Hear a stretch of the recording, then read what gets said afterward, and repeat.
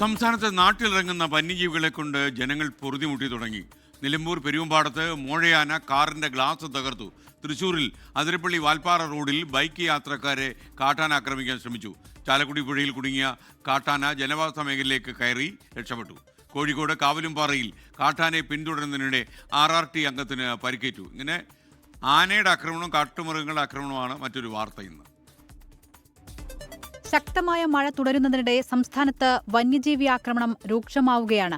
മലപ്പുറം നിലമ്പൂർ പെരുവമ്പാടത്ത് നാട്ടിലിറങ്ങിയ മോഴയാന കാറിന്റെ ഗ്ലാസ് തകർത്തു.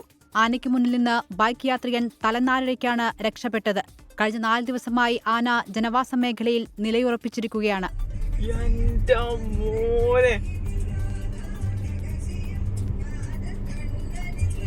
കാസർഗോഡ് പരപ്പയിൽ വീടിനു മുന്നിൽ കാട്ടുപന്നിക്കൂട്ടം ഇറങ്ങി. രാത്രിയിൽ വാഹനങ്ങളിൽ പോകുന്നവർക്ക് അപകട ഭീഷണി ഉയർത്തിയാണ് കാട്ടുപന്നികളുടെ യാത്ര.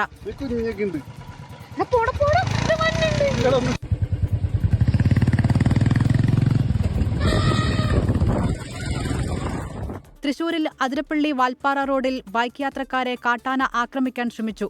സാഹസികമായാണ് യാത്രക്കാർ ആനയ്ക്കു മുന്നിൽ നിന്ന് രക്ഷപ്പെട്ടത്.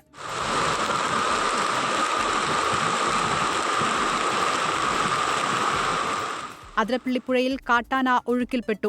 ജനവാസ മേഖലയിൽ നിന്ന് കാട്ടിലേക്ക് പോകാൻ പുഴ മുറിച്ചുകടക്കാൻ ശ്രമിക്കുന്നതിനിടെയാണ് ആന ഒഴുക്കിൽപ്പെട്ടത്. 1 മണിക്കൂറോളം കുത്തൊഴുക്കിനെ പ്രതിരോധിച്ച ശേഷം ആന ജനവാസ മേഖലയിലേക്ക് കയറിപ്പോയി. വിവിധ ബ്യൂറോകൾക്കൊപ്പം 24 തൃശൂർ.